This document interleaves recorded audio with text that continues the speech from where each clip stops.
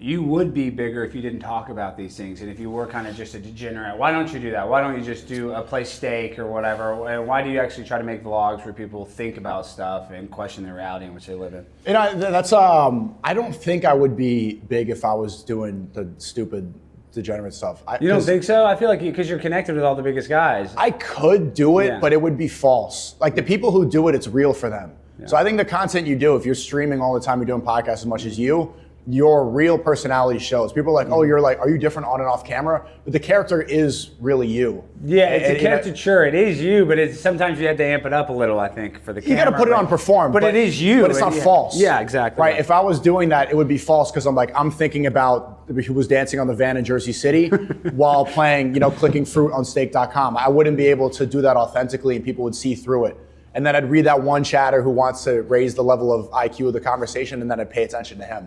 So the reason I do, and I think that I'm successful at what I do is because it's real for me. So yeah, I've been banned everywhere. Even the Ice Money who was just on the train, like, yo, follow me on the gram. I'm like, I'm banned on Instagram. Yo, follow me on, you on Twitch? Like, nah, I was banned for off-platform behavior on Twitch. Yeah. I have to have this conversation 37 times every hour. And it's such bullshit because I even tried to look up because I was just like I know it's Sneako, but I was literally looking up for your most controversial takes. I couldn't really find any. I'm dead serious. Like some you with Rabbi Shmuley, like seriously, that's the worst thing you said. I mean, you're not that.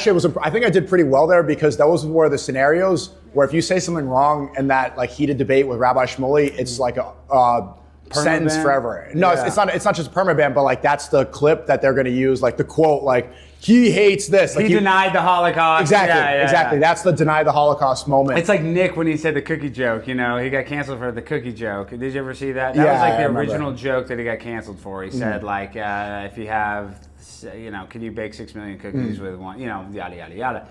And so say what you will about Nick, I feel like he gets, persecuted a lot, but you can't even touch Nick. Like I can't touch him. I had him on my podcast years ago and it cost me a lot just having him on my podcast. I mean, I'm sure the same's with you, and I like Nick. Like I don't hate Nick. I think Nick's a smart guy, but some people you associate with, and it's weird because I consider myself controversial, but I'm I'm a lightweight compared to What do you think about Tucker Carlson? I see you have his hat on. Tucker's my man, my biological stepfather. He's helped me out so much.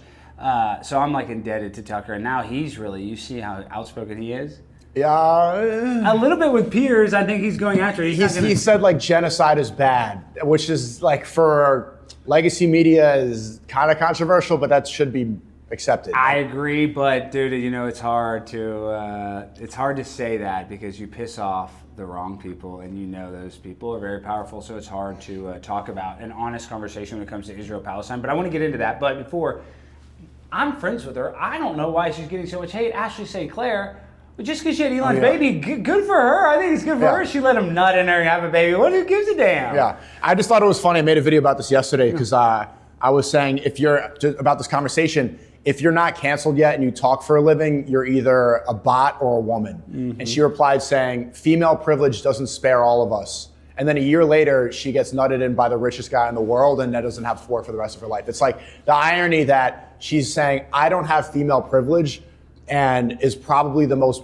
privileged woman in the world next to Jeff Bezos' ex-wife.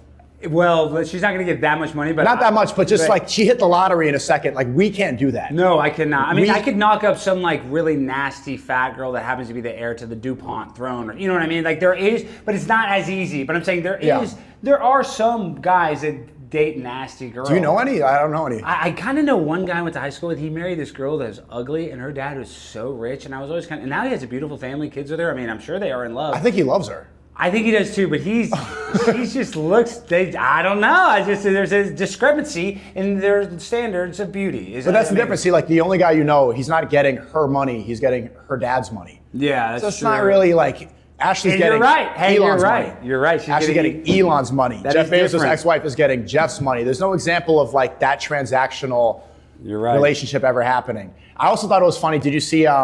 You see how the liberals talk about Bianca, Ye's wife? Mm-hmm. Like a week ago, they were saying she's a sex slave, she's abused, she's like, oh my God, they need to save her. They're like trying to find her family. Yeah. And then a week later, they find out about a divorce, which is fake. And they say that there's no prenup in the marriage. And then all the same liberals who are talking about how she's abused sex slave are now parading her around like a queen. You go, queen, get that money. Get that money. They're doing sassy Cardi B gifs. It's all. So, okay, was it really about the abuse, or did you just not like Ye?